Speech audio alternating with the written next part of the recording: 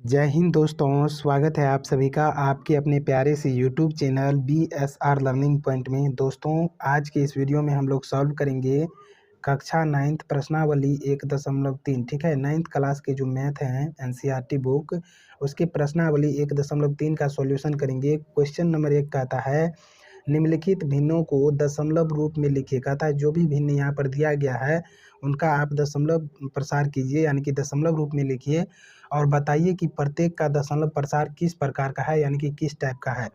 तो दशमलव प्रसार जो है यह 3 टाइप का होता है। उसको यदि समझ लेंगे तो ये सवाल बनाने में बहुत आसानी होगी। तो चलिए उसको पहले समझ लेते हैं। आप यहाँ पर देख पा रहे हैं कि दशमलव प्रसार जो है यह 3 टाइप का होता है। पहला तो शांत हो जाता है, कोई यदि भिन्न को दशमलव में बदलेंगे तो वो शांत हो जाएगा, पूरा विभाजित हो जाएगा, या फिर पॉइंट के कुछ देर बाद में शांत हो जाएगा। लेकिन कुछ अशांत होता है। ठीक है, अशांत में भी कुछ होता है आवर्ती। ठीक है, जो बार बार टर्मिनेट होते रहता है, या बोल सकते हैं कि बार बार आते रहता है। और कुछ होता है अशांत अनावर्ती। अनावर्ती जो है टर्मिनेट नहीं होता। ठीक है, नॉन टर्मिनेटिंग होता है। कहने का मतलब है, इसको आप एग्जाम्पल से इस प्रकार समझ सकते हैं कि जैसे किसी किसी का दशमलव प्रसार शांत होता है, जैसे 2.125 इस टाइप से आया और यहाँ से आना बंद हो गया। ठीक है, यानी कि पूरा कट गया, शेष तेष कुछ नहीं बचा। तो ये हो गया आपका शांत। ठीक है, लेकिन कुछ दशमलव प्रसार जो होता है अशांत आवर्ती, इसमें यदि 2.3333 आ ही रहा है, या फिर 2.474747 या तो कोई नंबर रिपीट होगा, या फिर कोई नंबर का समूह जो है, जैसे 4 और 7 का जो ये समूह है ये रिपीट हो रहा है। ठीक है, तो इस तरह से यदि रिपीटेड कोई संख्या होगा तो ये भी अशांत ही होगा, और ये आते रहता है। ठीक है, रुकता नहीं है, ये भी आते ही रहता है, रुकता नहीं है।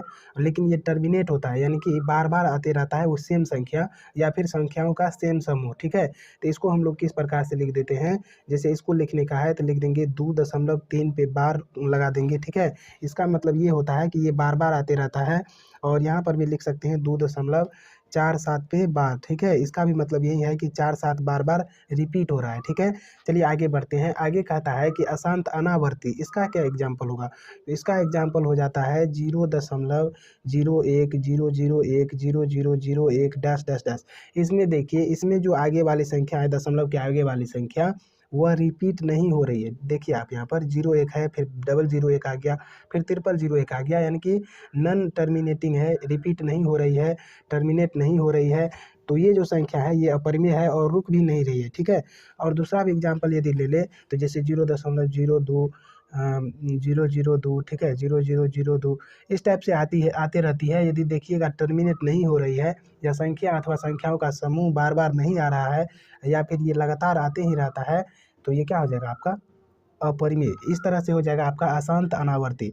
और देखिए, ये जो संख्या आपको दिखाई दे रहा है अशांत अनावर्ती वाली, इसको बोलते हैं, ये आ जाता है अपरिमेय में। किस में आ जाता है, अपरिमेय संख्या में। ठीक है, इस टाइप की जो संख्या होती है वो हो जाती है अपरिमेय। ठीक है, और बाद बाकी इस टाइप की जो 2 ठो संख्या होती है, जैसे शांत हो गया, या फिर शांत नहीं भी हुआ, अशांत ही हुआ लेकिन आवर्ती हुआ, तो ये जो हो जाती है ये परिमेय संख्या हो जाती है। इस कॉन्सेप्ट को भी आप दिमाग में रखिए। तो आई होप आप इतना समझ गए होंगे। तो चलिए अब प्रश्न पे चलते हैं और उसको सॉल्यूशन करते हैं। तो प्रश्न क्या कहता है, आप देख पा प्रश्न कहता है कि निम्नलिखित भिन्नों को दशमलव के रूप में लिखिए और बताइए कि प्रत्येक का दशमलव प्रसार किस प्रकार का है। तो हम 36 में 100 से भाग दे करके देखेंगे कि इसका दशमलव प्रसार किस प्रकार का है। तो चलिए भाग देते हैं। पहला क्वेश्चन है 36/100। ठीक है, तो इसका यदि दशमलव प्रसार करेंगे तो 36 में हमको भाग लगाना पड़ेगा 100 से। ठीक है, जैसे ही हम 100 से भाग देंगे तो 36 में तो नहीं लगेगा, क्योंकि ये इससे छोटा है। तो हम यहाँ पर दशमलव लगा देंगे। ठीक है, तो जब दशमलव लगा देंगे तो क्या हो जाएगा, यहाँ पर आ जाएगा 0। क्या आ जाएगा, 0। अब देखिए कितना मरतबा लगेगा, अब 3 मरतबा जब लगाएंगे तो हो जाएगा 300, बचेगा यहाँ पर 60। ठीक है, शेष बचेगा 60।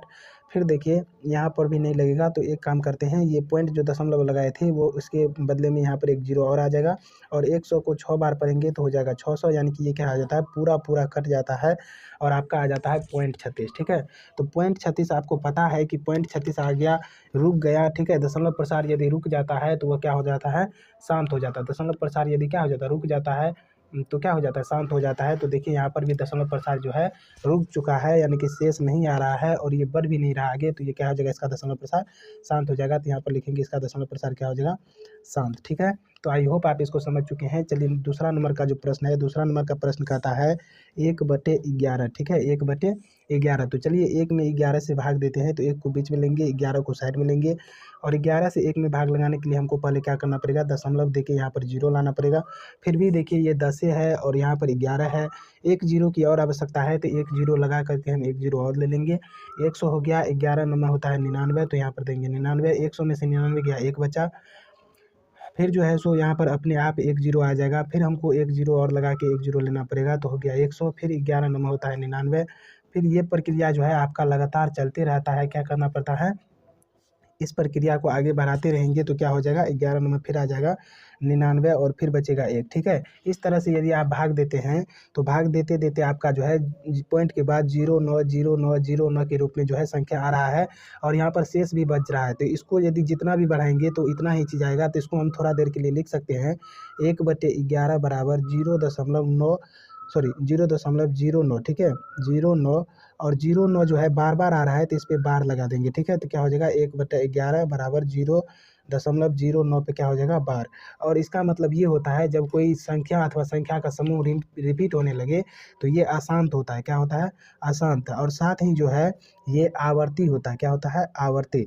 तो इसको आप ध्यान में रखिए कि आवर्ती का मतलब होता है कि बार बार क्या हो रहा है, रिपीट हो रहा है। तो इस टाइप से आप इसको लिख सकते हैं कि इसका जो दशमलव प्रसार है ये क्या है, अशांत है और आवर्ती है, क्योंकि बार बार रिपीट हो रहा है। ठीक है, और ये रुक भी नहीं रहा है। चलिए अब नेक्स्ट क्वेश्चन की ओर बढ़ते हैं। अगला प्रश्न है आपका 3 नंबर का प्रश्न है 4.1/8। ठीक है, 4.1/8। तो देखिए इसका सॉल्यूशन करेंगे, तो इसका पूर्णांक पहले तोड़ेंगे। 4 इसको गुना करते हैं, 8 चौके 32, 32 में एक जोड़ेंगे हो जाएगा 33। तो आपका आ जाएगा 33/8। ठीक है, अब हमको 33 में 8 से भाग देना है, तो 33 को बीच में लेंगे, 8 से डिवाइड करेंगे। 8 चौके 32 आता है, तो 32 लगाएंगे। ठीक है, अब देखिए 3 में से 2 गया, एक बचा, ये कट गया। इस पे जब दशमलव देंगे तो यहाँ पर तो क्या आ जाएगा, यहाँ पर 0 आ जाएगा। अब देखिए 8 को एक बार पढ़ेंगे तो 8 ही होगा। 10 में से 8 गया 2 और यहाँ पर दशमलव लगा हुआ है, तो अपने आप यहाँ पर 0 आ जाएगा। 8 दूना 16 लगा देंगे, बचेगा 4। 4 पे भी दशमलव लगने के कारण चुपचाप 0 आ जाएगा। अब देखिए अटका में पढ़ेंगे, 5 बार में 40 होता है, तो 40 और ये पूरा पूरा कट जाता है। तो यहाँ पर देखिए दशमलव प्रसार जो आना हुआ ये रुक गया। ठीक है, 4.125 के बाद ये अब नहीं आ रहा है, क्योंकि शेष कुछ नहीं बचा। ठीक है, तो आपको क्या करना है, जब ये रुक जाता है तो इसको क्या बोलते हैं, इसका दशमलव प्रसार कैसा होगा, शांत होगा। शांत होगा, सिर्फ ओनली शांत होगा। ठीक है, यदि अशांत रहता तब तो आवर्ती अनावर्ती होता है, लेकिन ये शांत है तो क्या हो जाएगा, स्नेह हो जाएगा। ठीक है, तो 33/8 का दशमलव प्रसार क्या हो जाएगा, शांत। ठीक है, तो आई होप आप इसको समझे होंगे। देखिए है 4 नंबर का सवाल हुआ है 3/13। ठीक है, तो हम लोग क्या करेंगे, 3 में 13 से भाग देंगे। तो जैसे ही 3 में 13 से भाग देंगे, तो यहाँ पर दशमलव लगाने के बाद 0 आ जाएगा और 13 दूना क्या हो जाता है आपका 26। ठीक है, तो यहाँ पर 26 आ जाएगा, बचेगा 4। 4 पे आ जाएगा 0। ठीक है, तो 4 पे 0 जैसे ही आएगा तो हम लोग 13 तिया 39 लगा देंगे। तो 40 में से 39 गया, एक बचा, इस पे आ जाएगा स्वतः 0। यहाँ पर देखिए 10 है, 10 में 13 से भाग नहीं लगेगा, तो एक 0 और लगाएंगे, एक 0 और आएगा। तो 13 13 पचा 65, 13 छक्का 78, 13 सत्तर 91 आ जाएगा आपका।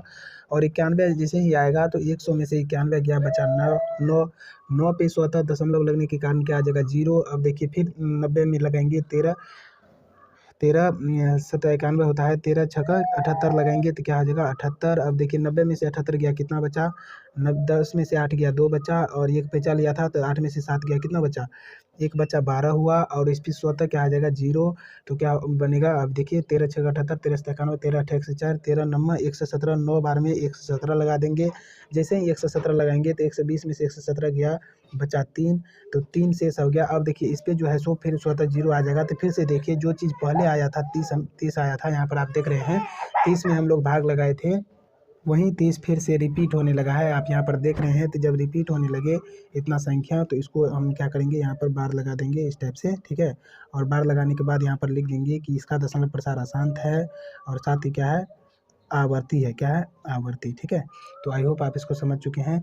अब बढ़ते हैं नेक्स्ट क्वेश्चन की ओर। अगला प्रश्न कहता है 5 नंबर का क्वेश्चन, जो कि आप देख पा रहे हैं यहाँ पर, कहता है 2/11। इसका हम जांच करेंगे, तो 2 में क्या करेंगे, 11 से भाग देंगे। तो जैसे ही भाग देंगे तो यहाँ पर दशमलव लगाने के बाद 0 आ जाएगा। 11 11 एकम क्या हो जाएगा, 11। फिर यहाँ पर 9 बचेगा और 9 पे अपने आप क्या आ जाएगा 0, फिर 11 8 क्या होता है 88, तो यहाँ पर आ जाएगा 88। 90 में से 88 गया 2 बचा, फिर इस पे 0 आ जाएगा। तो फिर देखिए ये जो संख्या है रिपीट होने लगा है, 20 में ही हम भाग दिए थे और फिर से 20 आ गया, ये संख्या रिपीट होने लगा है। तो ये से क्या करेंगे, इस पे बार लगा देंगे, तो इसका मतलब है कि ये क्या आ जाएगा, अशांत तो होगा, साथ ही क्या हो जाएगा आवर्ती, ठीक है, आवर्ती हो जाएगा। तो आई होप आप इसको समझे। बढ़ते नेक्स्ट क्वेश्चन की और। अगला प्रश्न कहता है 6 नंबर का क्वेश्चन, जो कि कहता है यहाँ पर 329 बटे में 400, ठीक है, 329 बटे में 400। तो हम लोग 329 में 400 से भाग लगाएंगे तो ये भाग थोड़ा सा बड़ा हो सकता है। देखिए लगाते हैं, 329 में जैसे ही हम भाग लगाएंगे तो 329 में 400 से तो भाग नहीं लगेगा, तो यहाँ पर पॉइंट लगाएंगे, यहाँ पर 0 आएगा। फिर इसको जो है 8 मरतबे जैसे ही लगाएंगे तो क्या हो जाएगा, 8 चौके 32, यानी कि 3200 आ जाएगा। फिर यहाँ पर आ जाएगा आपका 90, ठीक है, 90 में अपने आप 0 आ जाएगा दशमलव लगने के कारण।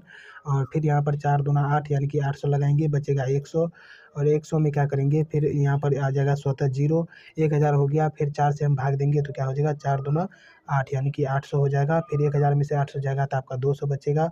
फिर जो है इस पर स्वतः 0 आ जाएगा। फिर हम 5 से लगाएंगे तो क्या हो जाएगा, 4 पंचे 20, ठीक है, यानी कि 2000 हो जाएगा, पूरा पूरा कट जाएगा। तो ये जो संख्या है ये क्या हो गया, यहाँ पर आकर के खत्म हो गया, यानी कि आना बंद हो गया। तो इसको क्या बोलेंगे, शांत है, क्या है, शांत है और शांत है, ठीक है।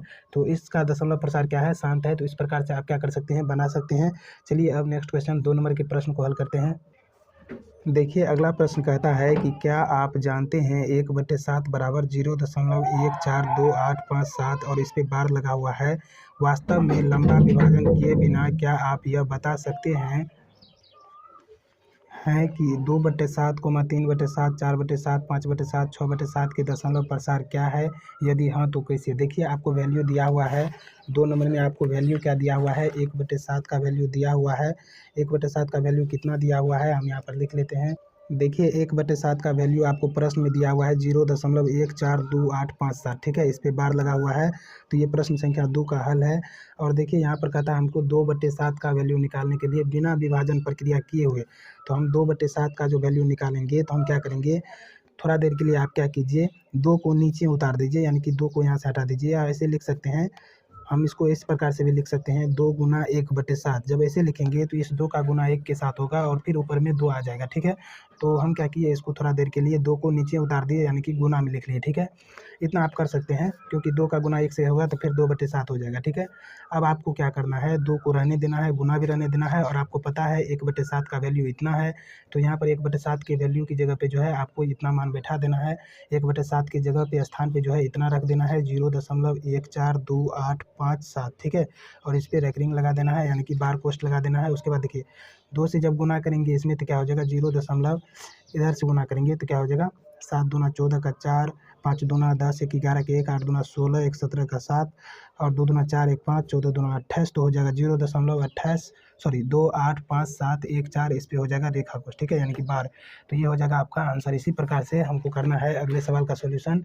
अगला है 3/7, 4/7, 5/7 और 6/7। तो देखिए 3/7 का जब सॉल्यूशन करेंगे, 3 को नीचे उतारेंगे, बचेगा 1/7, वैल्यू रख देंगे। 3 गुना 1/7 का वैल्यू कितना आया है, 0.1428557, ठीक है। यहाँ से वैल्यू रख देंगे, इस पर रेकरिंग लगा देंगे, फिर इसको क्या करेंगे, 3 से गुना कर देंगे। तो 3 से गुना कीजिए, 7 तिया 21, 5 तिया 15, 15 2 17 का 7, हाथ में 1, 8 3 24, 24 1 25 का 5, 3 दूना 6, 2 8 और 14 तिया 42, ठीक है। तो हो जाएगा आपका 0.42, सॉरी 428571, ठीक है। इस पे लगा देंगे बार, ठीक है। इस प्रकार से आपको बहुत ही ईजी वे में आंसर आ जाता है। तो अब आपको करना है 4/7 का। तो 4/7 को 4 को क्या करेंगे, नीचे लिखेंगे, गुना में 1/7 लिखेंगे, क्योंकि 4 का गुना 1 के साथ होगा तो 4/7 ही होगा। आपको पता है 4 का 4 और 1/7 का वैल्यू कितना हो जाएगा। 1/7 का वैल्यू जो कि दिया हुआ है सवाल में, कितना दिया हुआ है, 0.1428557, ठीक है। तो यहाँ पर लिख देंगे 0.1428557 और इस पर रेखा कोष्ठ लगा देंगे या बार लगा देंगे।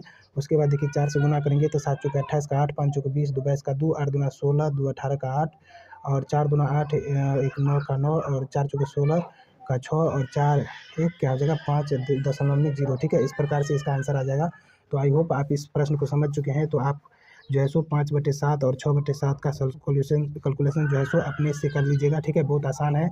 तो आई होप आपको ये वीडियो पसंद आया होगा और सवाल समझ में आया होगा। तो वीडियो को लाइक कीजिए, अपने दोस्तों के साथ शेयर कीजिए और चैनल से जुड़ना न भूलिए। मिलेंगे नेक्स्ट वीडियो में, तब तक के लिए जय हिंद।